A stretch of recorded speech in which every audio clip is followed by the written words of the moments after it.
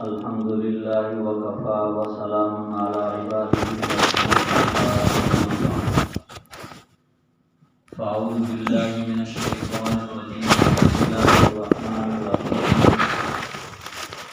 إنما يعمر مساجد الله من آمن بالله واليوم الآخر وأقام الصلاة وآتى الزكاة ولم يخش إلا الله وقال تعالى إن الذين قالوا ربنا الله ثم استقاموا تتنزل عليهم الملائكة ألا تخافوا ولا تحزنوا وأبشروا بالجنة التي كنتم توعدون.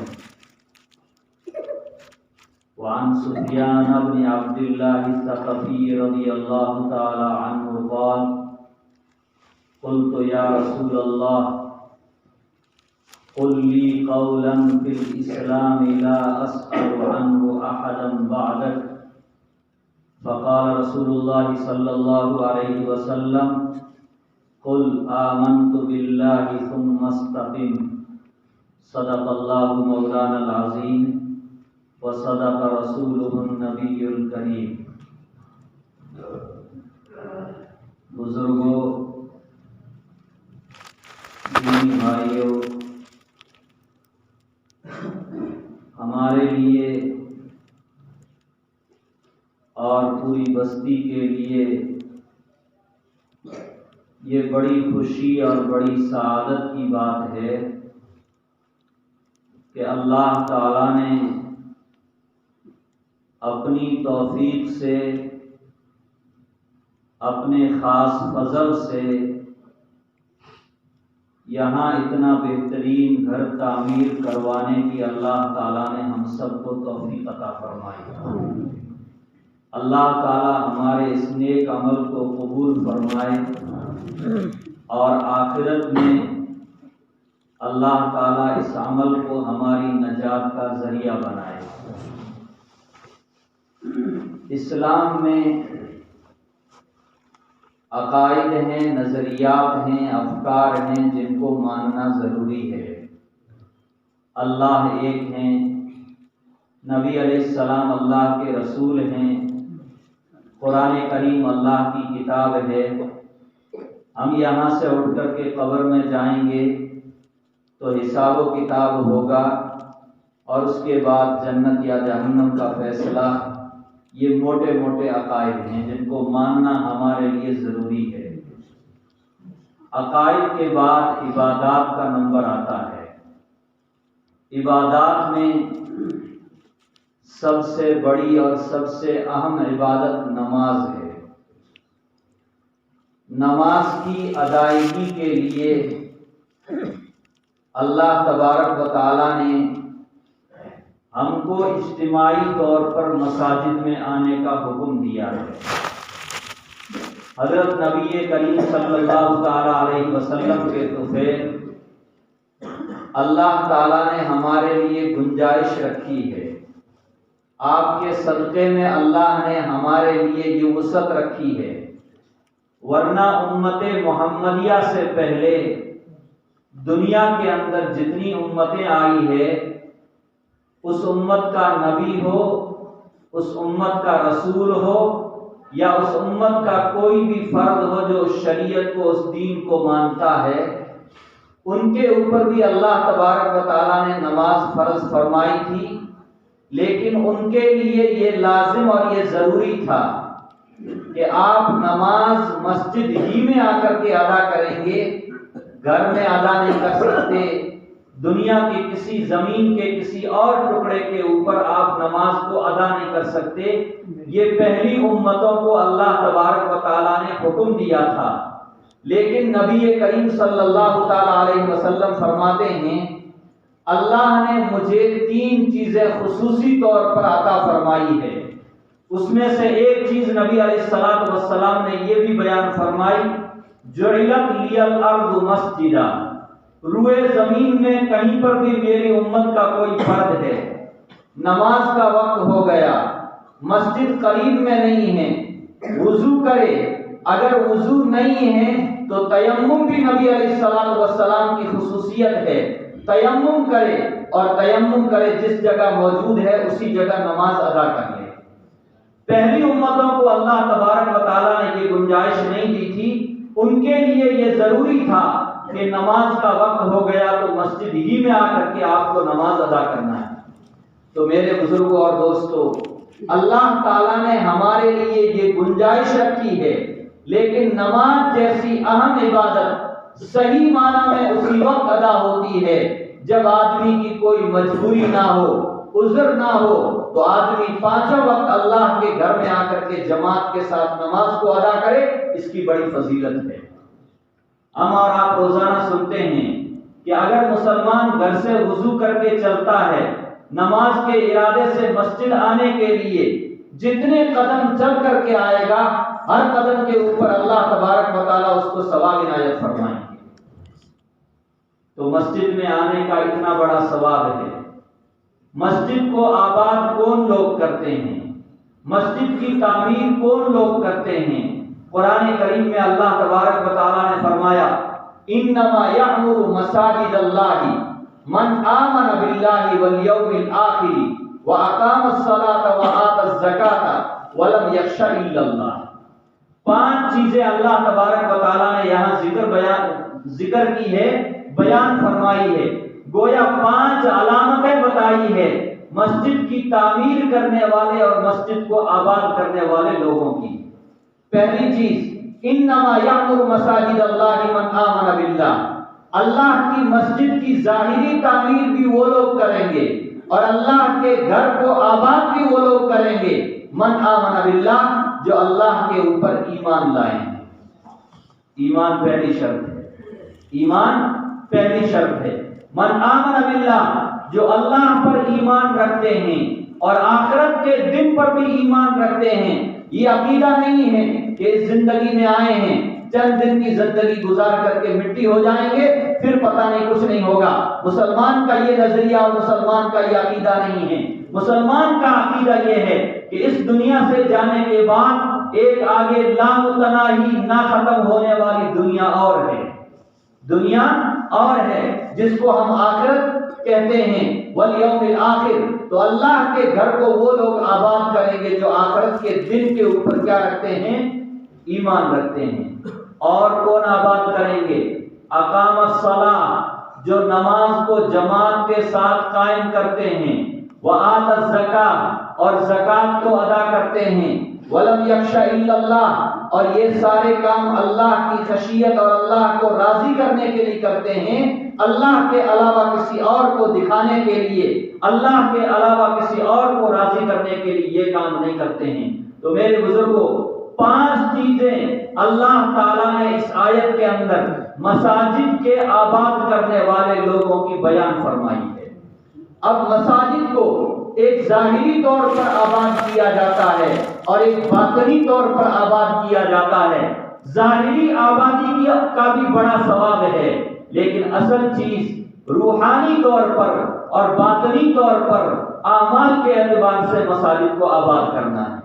ظاہری طور پر جو آباد کرتے ہیں، نبی علیہ السلام نے ان کی بھی بڑی فضیلت بیان فرمائی۔ آپ علیہ السلام نے بیان فرمایا حدیث میں، من بنا للہ مسجدا بنى اللہ لہ بیتا فی الجنۃ۔ من بنا للہ مسجدا، جو تعمیر کر کے کرے، گارے میں حصہ لے، سیمنٹ میں حصہ لے، پتھر میں حصہ لے، ٹائل میں حصہ لے، چھت میں حصہ لے، کسی بھی طرح کی تعمیر میں حصہ لے، اگر پوری مسجد اکیلا بناتا ہے تو نور علی نور ہے، لیکن اگر مسجد کے اندر حصہ لیتے ہیں تو علماء نے لکھا ہے وہ اس حدیث کا بھی مصداق بن جائے گا۔ من بنا للہ، جو اللہ کے لیے تعمیر کرے۔ نبی علیہ السلام نے پہلے ہی قید لگا دی کہ مسلمانوں، دنیا کو دکھانے کے لیے مسجد تعمیر مت کرواؤ کہ میں نے فلاں جگہ مسجد بنوا دی ہے، میں نے فلاں جگہ اللہ کے راستے میں اتنا مال خرچ کر دیا ہے، میں نے فلاں جگہ اتنا مال خرچ کر دیا ہے۔ نبی علیہ السلام فرماتے ہیں یہ چیز اپنے اندر سے نکالو، دین کا ہر کام اللہ کی رضا اور اخلاص کے ساتھ کرو، اس کے ساتھ اللہ کو راضی کرنے کے لیے۔ تو حضور نے فرمایا جو اللہ کے لیے مسجد کو تعمیر کرواتا ہے، مسجد کی تعمیر میں حصہ لیتا ہے، بن اللہ لہ بیتا فی المسجد، اللہ تعالیٰ جنت، بن اللہ لہ بیتا فی الجنت، اللہ تعالیٰ اس کے لیے جنت کے اندر ایک بہترین محل اور گھر تعمیر فرما دے۔ تو ظاہری مسجد کی تعمیر کا اتنا بڑا ثواب اور اتنی بڑی فضیلت ہے، تو آپ اور ہم سوچیں مسجد جس مقصد کے لیے بنائی گئی ہے اس مقصد کو ہم انجام دیں گے۔ مسجد میں آ کر کے ہم نماز ادا کریں، مسجد میں آ کر کے ہم قرآن سیکھیں، مسجد میں آ کر کے ہم تعلیم کے حلقے لگائیں، مسجد کی آبادی کی جو اصل چیزیں ہیں وہ کام کریں، تو اللہ کے یہاں ہمیں اور آپ کو کتنا بڑا ثواب ملے گا۔ تو اللہ کی توفیق سے میرے بزرگوں اور دوستوں، آپ نے اتنا بڑا کام کھڑا کیا اللہ کے بھروسے پر، اور الحمدللہ اب یہ کام مکمل ہونے کے قریب ہے۔ اب ضروری ہے کہ ہم نے ٹائل لگا کر کے، اتنا بہترین اس کا چھت بنا کر کے، بہترین پتھر لگا کر کے، جیسے مسجد کو ظاہری طور پر ہم نے آباد کیا ہے، اعمال کے ذریعے، تعلیم کے ذریعے، قرآن کی تلاوت کے ذریعے، نمازوں کی ادائیگی کے ذریعے ہم اس مسجد کو اسی طرح آباد کرنے کی کوشش کریں گے انشاءاللہ۔ ہم مسجد کے قریب رہتے ہوئے ہر نماز مسجد میں آ کر کے جماعت کے ساتھ ادا کرنے کی کوشش کریں گے۔ آپ علماء سے روزانہ سنتے ہیں کہ آدمی اکیلا نماز پڑھتا ہے تو اس کو ایک نماز کا ثواب ملتا ہے، اور وہی آدمی جماعت کے ساتھ نماز پڑھتا ہے اللہ تعالیٰ اس کو 27 نمازوں کا ثواب عنایت فرماتے ہیں۔ یہ جماعت اور اس کے ساتھ اگر مسجد کے اندر نماز ادا کی جائے تو اس کا ثواب اور زیادہ بڑھ جائے گا۔ تو ہم اور آپ ارادہ کریں کہ انشاءاللہ ہم آئندہ اپنی اس مسجد کو، اپنی سستی اور کاہلی کو ختم کر کے اس مسجد کو اعمال کے ذریعے زیادہ سے زیادہ آباد کرنے کی کوشش کریں گے۔ دیکھو عبادتیں 4 بڑی بڑی ہیں، نماز ہے، روزہ ہے، زکوٰۃ ہے، حج ہے۔ روزہ سال میں 30 دن، 1 مہینہ آتا ہے، آپ اسی سال میں بھی روزہ رکھ لے اللہ قبول فرما لیتے ہیں۔ گھر میں رکھ لے، حضر میں رکھ لے، سفر میں رکھ لے، صحت کی حالت میں رکھ لے، بیماری کی حالت میں رکھ لے، آدمی جیسے بھی روزہ رکھ لے اللہ تعالیٰ اس کے روزے کو قبول فرماتے ہیں۔ زکوٰۃ آدمی مستحق کو جا کر کے کہیں پر بھی دے دے اس کی زکوٰۃ ادا ہو جاتی ہے، لیکن نماز کے لیے اللہ نے مسجد کو اس کے لیے خاص جگہ اور مرکز بنایا۔ اس کے لیے نماز کے لیے، اور حج کے لیے بھی اللہ نے ایک خاص جگہ متعین کر دی ہے اور خاص دن متعین کر دیے ہیں۔ اس خاص جگہ میں اور خاص دنوں میں جا کر کے ہم حج کریں گے تو ہی ہمارا حج ادا ہوگا۔ ہم اپنی مسجد کا طواف کرنا شروع کر دیں کہ ہم یہی 7 چکر لگا دیتے ہیں طواف کے، یہی احرام باندھ لیتے ہیں، یہی ہم صفا اور مروہ کی 2 پہاڑیاں بنا کر کے اس کے درمیان میں دوڑ کر لیں اور اس کے بعد حلق کروا لیں۔ بتاؤ حج اور عمرہ ہوگا؟ نہیں ہوگا۔ حج کے لیے اللہ نے خاص دن متعین کیے، خاص جگہ بھی متعین کیے۔ عمرے کے لیے دن تو متعین نہیں لیکن جگہ وہی متعین ہے۔ مسجد حرام میں جانا پڑے گا، بیت اللہ کے پاس جانا پڑے گا اور ایک خاص حالت میں جانا پڑے گا۔ اس میں ہم اسی کپڑوں کے اندر جا کر کے طواف کریں۔ آپ مفتیان کرام سے، علماء سے پوچھیں گے تو وہ بتائیں گے آپ کے اوپر دم لاگو ہو جائے گا۔ کیا ہو جائے گا؟ اس کی ایک خاص کیفیت ہے، اس کی ایک خاص حیت ہے، اور اس کے لیے ایک خاص لباس ہے، اس کے لیے خاص جگہ ہے۔ اسی جگہ جائیں گے تو ہمارا حج ادا ہوگا۔ اسی طرح میرے بزرگوں، نماز عبادات میں سب سے اہم عبادت ہے، اس کے لیے اللہ نے خاص طور سے مسجد کی جگہ کو متعین کیا ہے۔ ہم دل سے ارادہ کریں کہ انشاءاللہ اللہ اچھی حالت میں رکھیں گے، صحت کی حالت میں رکھیں گے تو 5 نمازیں ہم اللہ کے اس گھر میں آ کر کے ادا کرنے کی کوشش کریں گے، اور کہیں سفر میں ہوں تو کہیں قریب مسجد ہو تو وہاں جا کر کے ادا کرنے کی کوشش کریں گے۔ ایک بات تو یہ۔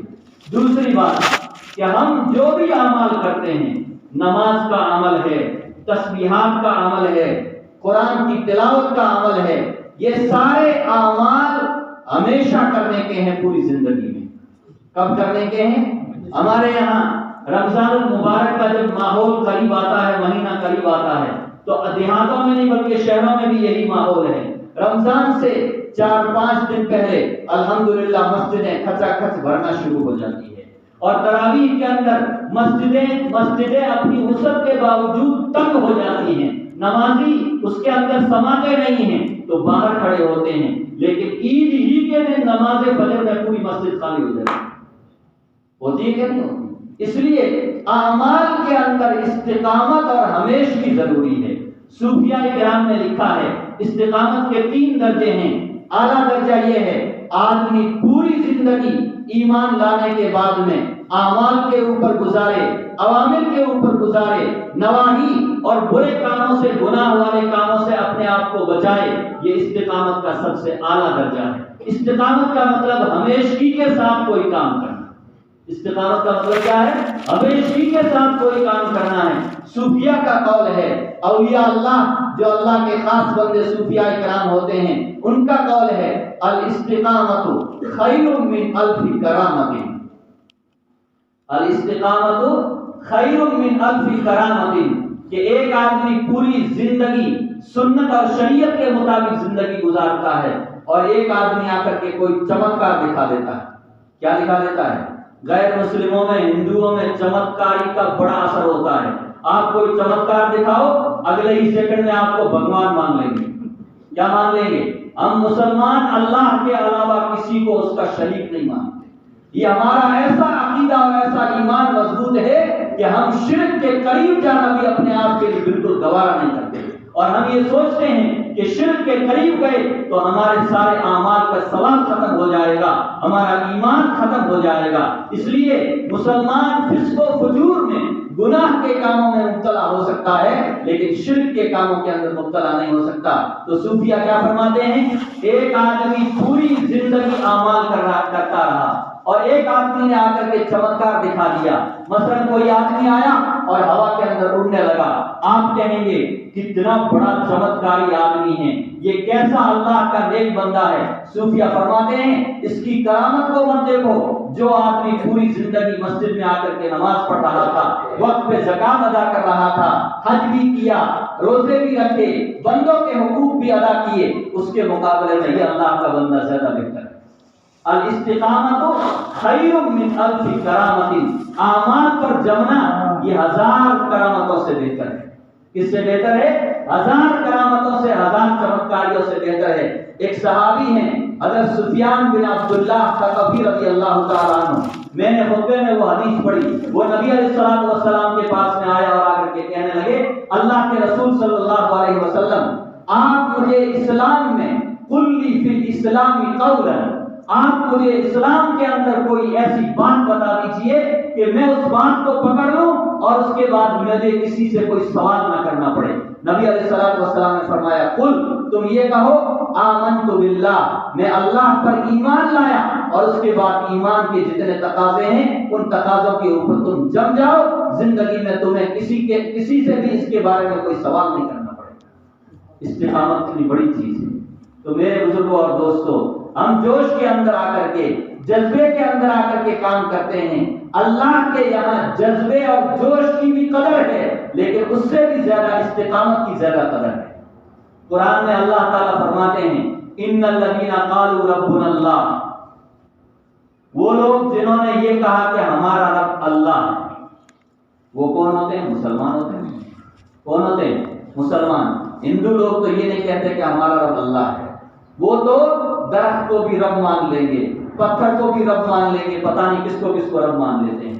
ان الذین قالوا ربنا اللہ، اللہ فرماتے جن لوگوں نے کہا ہمارا رب اللہ ہے اور اس اللہ کی وحدانیت کے اوپر پوری زندگی جمے رہے، ثم استقاموا تتنزل علیہم الملائکہ، اللہ فرماتے ان کی مدد کے لیے میں دنیا ہی میں فرشتے اتارتا ہوں، رحمت کے فرشتے اتارتا ہوں، نصرت کے فرشتے اتارتا ہوں۔ تتنزل علیہم الملائکہ، وہ ملائکہ کیا کہتے ہیں؟ مسلمان پریشانی میں ہوتا ہے، مشکل میں ہوتا ہے تو کہتے ہیں اللہ تخافوا، ڈرنے کی ضرورت نہیں ہے، دنیا میں بھی تمہیں ڈرنا نہیں ہے اور آخرت میں تمہیں کوئی غم نہیں ہوگا۔ قرآن کے دوسری جگہ اللہ تعالیٰ نے فرمایا 11ویں پارے میں الا ان اولیاء اللہ لا خوف علیہم ولا هم يحزنون، سنو اللہ کے جو اولیاء ہوتے ہیں، اللہ کے جو نیک بندے ہوتے ہیں، ان کے اوپر دنیا کے اندر بھی کوئی ڈر اور کوئی خوف نہیں ہوتا ہے اور آخرت کے اندر بھی ان کو کوئی غم نہیں ہوگا،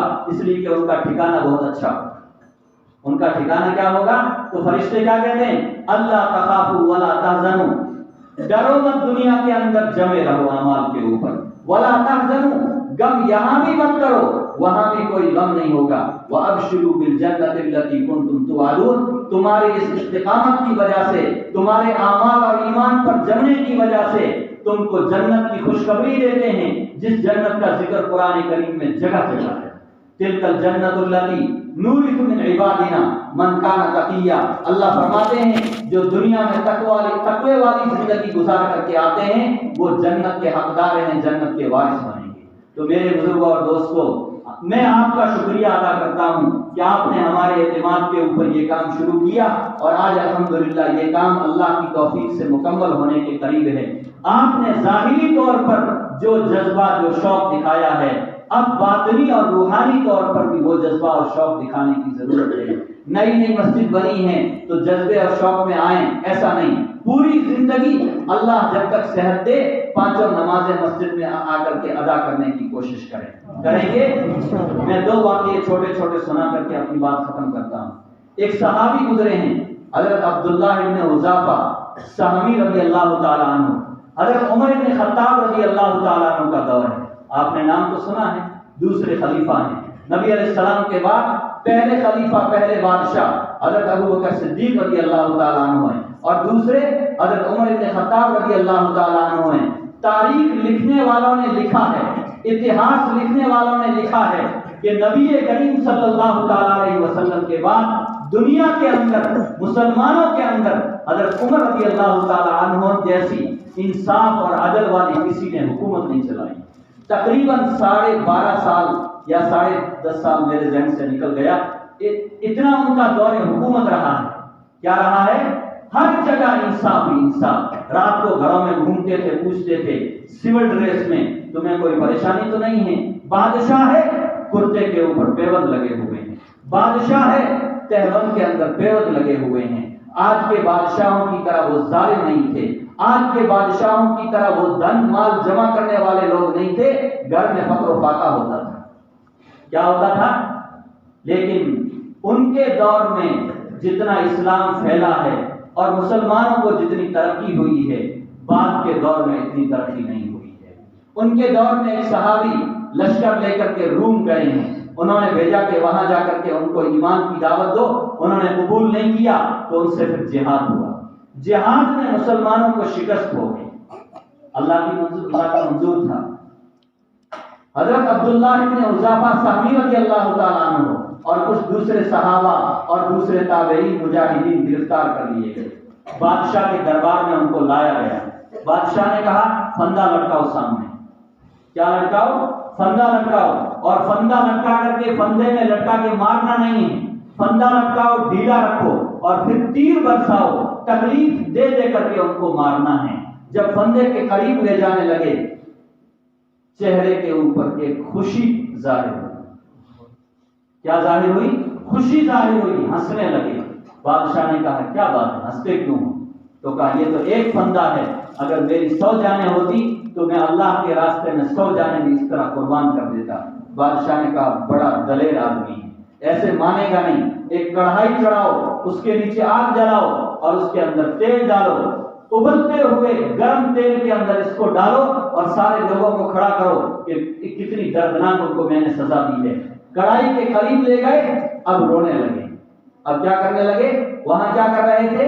ہنس رہے تھے، اور یہاں رو رہے ہیں۔ بادشاہ نے کہا رو کیوں رہے ہو؟ کہنے لگے بات وہی ہے، اس وقت خوشی کی وجہ سے رو رہا تھا اور اب غم کی وجہ سے رو رہا ہوں۔ خوشی کی وجہ سے ہنس رہا تھا اور غم کی وجہ سے رو رہا ہوں۔ یہ جان ایک ہی ہے، اللہ اگر 100 بار زندہ کرتے تو میں 100 بار اس کڑائی میں جلتا، لیکن میں کبھی پیچھے نہ ہٹتا۔ بادشاہ کہنے لگا اس جماعت سے ہم مقابلہ نہیں کر سکتے، اس جماعت سے ہم مقابلہ نہیں کر سکتے، اب کیا کرے؟ اس کے پاس کوئی ہتھیار نہیں ہے۔ کہنے لگا او عبداللہ ابن حذافہ ایک کام کر لو، میں تم کو بھی چھوڑ دوں گا، میں تم کو کیا کر دوں گا؟ چھوڑ دوں گا۔ کہنے لگے کیا کام ہے؟ بادشاہ نے کہا تم میرے پیشانی کو بوسہ دے دو، میں تم کو چھوڑ دوں گا۔ فرمانے لگے میں نہیں، میرے اگر تمام ساتھیوں کو چھوڑتے ہو تو میں تمہاری پیشانی کو بوسہ دوں گا۔ اس نے کہا مجھے یہ منظور ہے۔ انہوں نے سر کا بوسہ دیا اور سارے صحابہ مجاہدین کو اس نے آزاد کر دیا۔ مدینہ منورہ جب آئے، حضرت عمر رضی اللہ تعالیٰ عنہ کے سامنے جب واقعہ بیان کیا، حضرت عمر رضی اللہ تعالیٰ نے فرمایا او عبداللہ ابن حذیفہ تمہاری استقامت کو سلامت ہو۔ اٹھ کر کے ان کی پیشانی کو حضرت عمر رضی اللہ تعالیٰ عنہ نے بوسہ دیا۔ تو میرے بزرگوں یہ صحابہ کرام کی قربانیاں ہیں۔ ایک بہت بڑے ولی اللہ گزرے ہیں، علماء ان کے نام سے واقف ہے، حضرت سری سقطی رحمۃ اللہ علیہ۔